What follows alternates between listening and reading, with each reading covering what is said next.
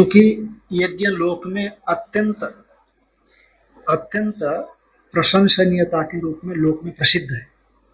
हाँ, यज्ञ करने के अपने ढंग है और ब्रह्मचर्य के रूप में रहने का अपना ढंग है। पर यज्ञ के रूप में, सत्रायण के रूप में, इन रूप में यज्ञ ब्रह्मचर्य की स्तुति की गई है। स्तुति तो की जा सकती है क्योंकि जो यज्ञ आदि है वो तो सपत्निक और कई रीतियों के माध्यम से संपादित होने वाला है। अब ब्रह्मचर्य में इन चीजों की आवश्यकता नहीं होती, पर फिर भी लोक में प्रसिद्ध यज्ञादि होने से और यज्ञ अत्यंत स्तुत्य के रूप में लोक में प्रसिद्ध है। ऐसा कहिए उसको कि लोक में यज्ञ की बड़ी भारी प्रशंसा की गई है। तो जिसकी प्रशंसा की जाती है उसी से ब्रह्मचर्य की स्तुति की गई है, तो ब्रह्मचर्य श्रेष्ठ होगा, ये बात आई। और साथ में जो सगुण ब्रह्म उपासना इत्यादि है उसमें ब्रह्मचर्य पूर्वक उपासना करता है तो उसको सगुण ब्रह्म की प्राप्ति जल्दी हो जाती है। इसलिए जब हम यज्ञादियों के माध्यम से, ये जो विशिष्ट फल वाले साधनों के माध्यम से ब्रह्मचर्य की स्तुति करते हैं तो स्वाभाविक साधक के चित्त में ये भाव आ जाता है कि जब यज्ञादि इतने बड़े हैं, इतने महिमा से संपन्न है, वैसे यज्ञादियों के माध्यम से जब ब्रह्मचर्य की स्तुति की जा रही है तो ब्रह्मचर्य कितना बड़ा होगा। तो स्वतः ब्रह्मचर्य के पालन में, जिस ढंग से पालन करने को शास्त्र बताता है, उसमें प्रवृत्त होगा व्यक्ति, तो फिर सगुण ब्रह्म की उपासना में उसमें एकाग्रता बढ़ेगी। एकाग्रता बढ़ेगी तो सगुण ब्रह्म का फल जो सदा तद्भाव भावित होना है, मतलब साधना काल में तभी फल मिलने वाला है, तो वैसी स्थिति साधक को प्राप्त हो सकती है। इसलिए इन महनीय गुण विशिष्ट यज्ञादियों के माध्यम से ब्रह्मचर्य की स्तुति की। छांदोग्य के 8वें अध्याय में आई हुई प्रजापति विद्या के प्रसंग में जो इंद्र और विरोचन के प्रसंग आया, उससे हम ये समझ सकते हैं कि जब तक व्यक्ति ठीक ढंग से अपनी तैयारी न कर सके, मानसिक, शारीरिक, इंद्रियक तैयारी भी न कर सके, तब तक चाहे हम सामर्थ्य संपन्न उपदेशक या गुरु के पास भी जाएं, तब भी हम जो अपेक्षित फल, अपेक्षित उपदेश से लाभान्वित होना चाहते हैं वो नहीं हो पाते। तो जैसे हमने वहां देखा, प्रजापति ने उपदेश तो दिया आत्मा के विषय में, जिज्ञासा आत्मा के लेकर के गए, परंतु उपदेश के अनुकूल उनने अपने आप को नहीं पाया, माने उपदेश को आत्मसात नहीं कर पाए, जान नहीं पाए। पर प्रजापति क्योंकि सक्षम आचार्य थे इसलिए बारंबार इंद्र को उपदेश देते रहे। अंततः जो भीतर का दोष था उस दोष की निवृत्ति से इंद्र को आत्मबोध हो गया, आत्मा की प्राप्ति हो गई। तो हम इन प्रसंगों से ये समझ सकते हैं कि हमें अपने बुद्धि की शुद्धि पूर्वक शाश्वत शांति के लिए आगे बढ़ना है। तो जितने भी हमारे भीतर में दोष है उन दोषों को क्रमशः हटाते हुए जाने की जरूरत है। जहां हम हैं हम वहीं से अपनी साधना का आरंभ करें और उन साधनों को आरंभ करते समय ये समझें कि हमारे अंदर विशेष करके कौन किस प्रकार के दोष में प्रबलता है। उन दोषों की निवृत्ति के लिए जो भी शास्त्र उपाय बताता है उन उपायों को हम ढूंढते हुए करें और सचमुच अपने जीवन में उसको उतारने की कोशिश करें। यदि नहीं करते हैं तो जो आध्यात्मिक पथ है उस आध्यात्मिक पथ में आगे बढ़ना बड़ा कठिन होता है।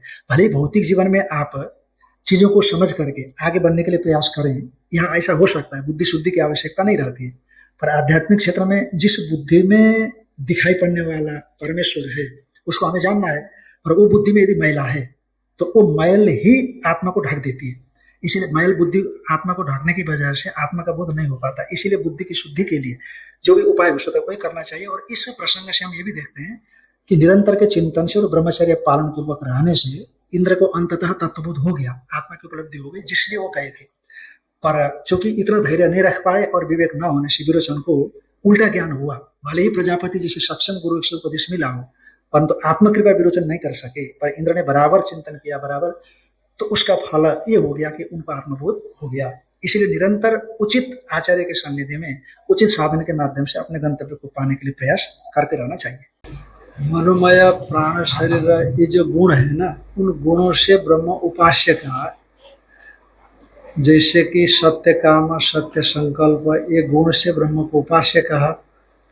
तो इसलिए सगुण ब्रह्म विषयक ये वाक्य हुआ,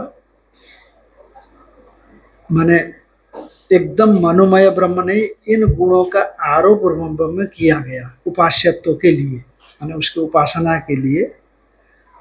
पर शुद्ध ब्रह्म में तो सब कुछ होता है। जब मन लीन नहीं होता तब तक जानता है, और यदि मन लीन हो गया हृदय तक, हृदयाकाश तक पहुंच गया ना, फिर वो वापस नहीं आता। फिर उसको वहां उसको तदोकोग्र ज्वलन तत्प्रकाशित द्वारो, भावना दीर्घीभूत हो जाती है, और नहीं तो फिर सामान्य रूप से मन तक जो इंद्रियां लीन होती है तो वहां से कभी आ भी सकता है। पर हृदय में गया और हृदय में जाने के बाद देखा परलोक, परलोक माने शरीर, परलोक माने दूसरा शरीर, उसको देख लिया उसने, वो दीर्घीभूत भावना बोलते हैं जिसको, कहीं कहीं पर आया है। फिर अब जो है वो जानता नहीं, कोई पूछता भी रहे तो हो गया। और कितनी बार तो मरे हैं अपन सब, कितनी बार मरे हैं और कोई याद ही नहीं। देखो एक बार मरते समय के कष्ट आपको एकदम प्रत्यक्ष रूप से भान हो जाए तो आपकी काया पलट हो जाए, काया पलट हो जाए। एक जन्म का भी मरते समय का भान हो, पीड़ा कष्ट परेशानी है, तो आपके सोचने का ढंग में पूरा बदलाव आ जाए, काया पलट हो, पर याद ही नहीं आता। मृत्यु अनुभव कहते हैं रमण महर्षि के एक बार हुआ था, बोलते हैं, क्योंकि कृतोपासक थे ना पूरे पहले जन्म के, तभी इस प्रकार से बिना गुरु का तत्वबोध ऐसा बताते हैं। कोई गुरु था नहीं उनका, ध्यान में इतना निमग्न रह जाते थे, शरीर सड़ गया तब भी ध्यान से उठते नहीं थे, ऐसा बात। ये कैलाश में जो स्वामी जी थे हरिहर तीर्थ जी, उनके विषय में ऐसे ही पैर सड़ गया पर वो फोड़ कुछ नहीं करते थे, दर्द चिल्लाते नहीं थे, ऑपरेशन करते थे डॉक्टर, नहीं तुम बेहोश नहीं करना, ऐसे ही करो, ऐसा बोलते थे। ये बहुत जन्मार्जित साधना वाले होते हैं वो लोग, तभी स्थिति बनती है। जो सामान्य है उसको पता ही, वो ऐसे ही रहता है, सामान्य रहता है। एक बार भी एक दो बार ये अनुभूति आ जावे ना, मरण शैया में पड़ा हुआ व्यक्ति का, उत्क्रमण काल का, वांग मनसी संपद्यते मनः प्राणे प्राणस्तेजसी तेजः परसम देवता है। तो ये जो ढीला ढालापन है हम लोगों का, ये ढीला ढालापन नहीं रहेगा।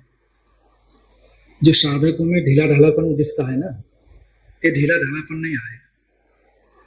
फिर आएगा कार्यम्बा साधयामी शरीरम्बा यह शनि सुष्य तुम्हें शरीरम, भले इस आसन में मेरा शरीर सूख जाए परंतु मैं अपने आप को झोंक देता हूँ परमात्मा को पाने के लिए साधन है। ये भावना उसके अंदर में प्रबल हो जाती है। रमण महर्षि को एक बार हुआ था मौत का अनुभव, तो उन्होंने सोचा कि मैं तो मर ही रहा था, फिर मेरे मरण को जानने वाला कौन था? मैं ही था जानने वाला।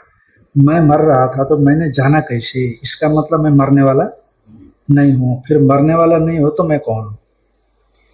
तब फीस भरने के लिए जो पैसा दिया था उसी पैसे को गाड़ी का किराया बनाया, फिर वहां से भागे अरुणाचल में आ गए।